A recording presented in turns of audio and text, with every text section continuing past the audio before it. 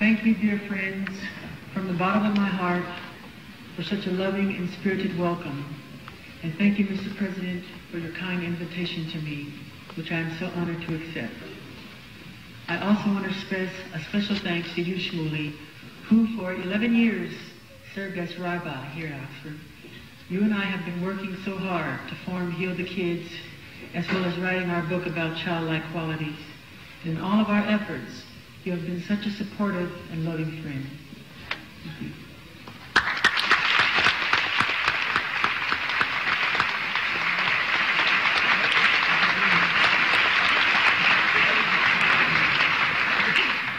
I also want to thank Toba Friedman, our Director of Operations at Heal the Kids, who is returning tonight to the alma mater where she served as a Marshall Scholar, as well as Marilyn Pills, another central member of our Heal the Kids team. I am humbled to be lecturing in a place that has previously been filled by such notable figures as Mother Teresa, Albert Einstein, Ronald Reagan, Robert Kennedy, and Malcolm X. I've even heard that Kermit the Frog made an appearance here. I've always felt a kinship with Kermit's message that it's not easy being green. I'm sure he didn't find it any easier than being up here than I do. As I look around Oxford, I can't help but be aware of the majesty and grandeur of this great institution, not to mention the brilliance of the great and gifted minds that have roamed these streets for centuries. The walls of Oxford have not only housed the greatest philosophical and scientific geniuses, they also have ushered forth some of the most cherished creators of children's literature, from J.R.R. Tolkien to C.S. Lewis. Lewis Carroll's Alice in Wonderland is immortalized in the stained glass windows of Christ Church. And even one of my fellow Americans, the beloved Dr. Seuss. He graced these halls and then went on to leave his mark on the imagination of millions of children throughout the world. I suppose I should start by enlisting my qualifications to speak before you this evening. Friends, I do not have to claim an academic expertise of other speakers who have addressed this hall. Just as they could lay little claim at being adept at the moonwalk. And you know, Einstein in particular was really terrible at that. but I do have a claim to having experienced more places and cultures than most people will ever see.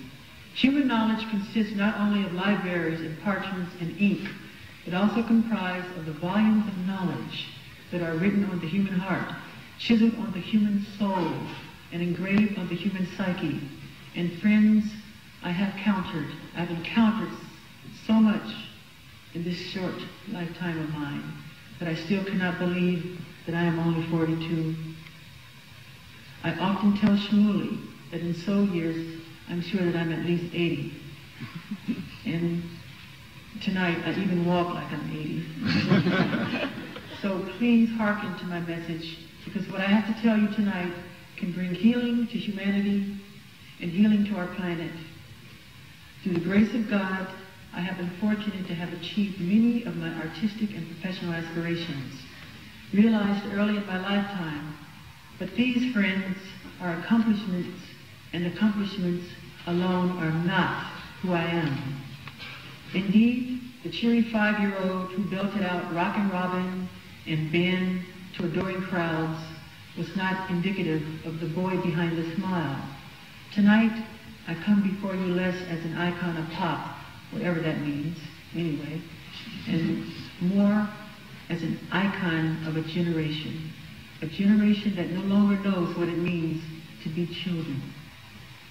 All of us are products of our childhood, but I am the product of a lack of a childhood, an absence of that precious and wondrous age when we frolic playfully without a care in the world, basking in the admiration of parents and relatives, where our biggest concern is studying for that big spelling test come Monday morning.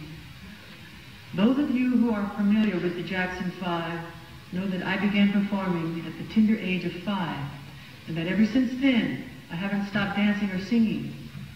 But while performing and making music undoubtedly remain as many of my greatest joys. When I was young, I wanted more than anything else to be a typical little boy. I wanted to build tree houses, have water balloon fights, and play hide and seek with my friends. But fate had it otherwise, and all I could do was envy the laughter and playtime that seemed to be going on all around me. There was no rest for my professional lifestyle, for on Sundays I would go pioneering, the term used for the missionary work that Jehovah's Witnesses do. And it was then that I was able to see the magic of other people's childhood. Since I was already a celebrity, I would have to put on a disguise, a fat suit, a wig, a beard, and glasses. And we would spend the day in the suburbs of Southern California, going door to door or making the rounds of shopping malls, distributing our Watchtower magazines.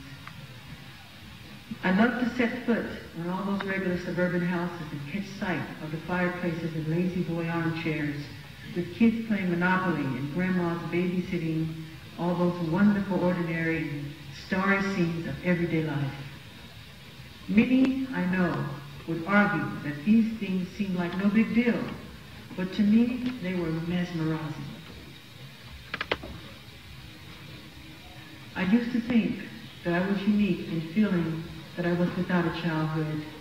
I believe that indeed there were only a handful of people with whom I could share these feelings. When I recently met with Shirley Temple Black, the great child star of the 1930s and 40s, we said nothing to each other at first. We simply cried together.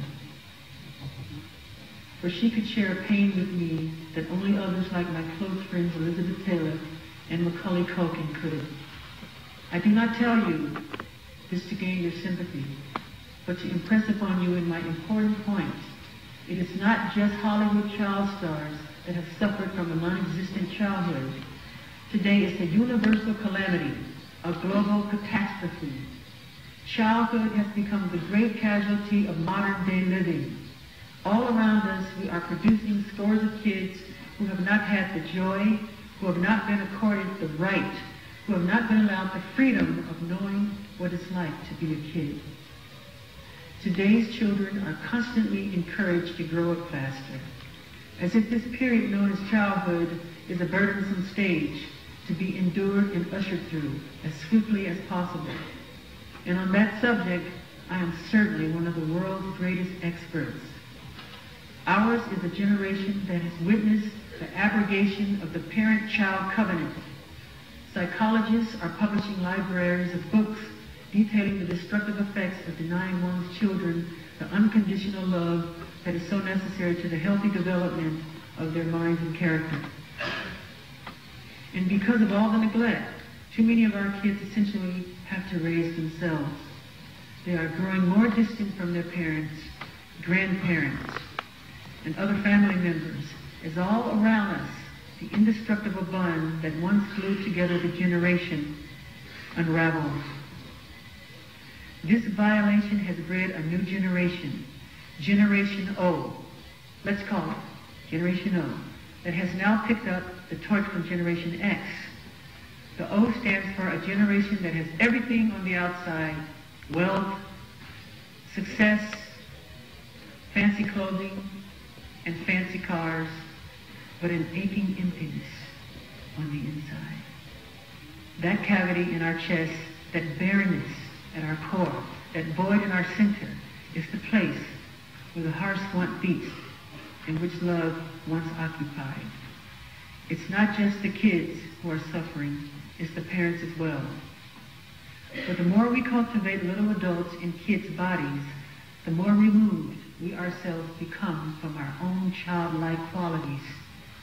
And there's so much about being a child that is worth retaining in adult life.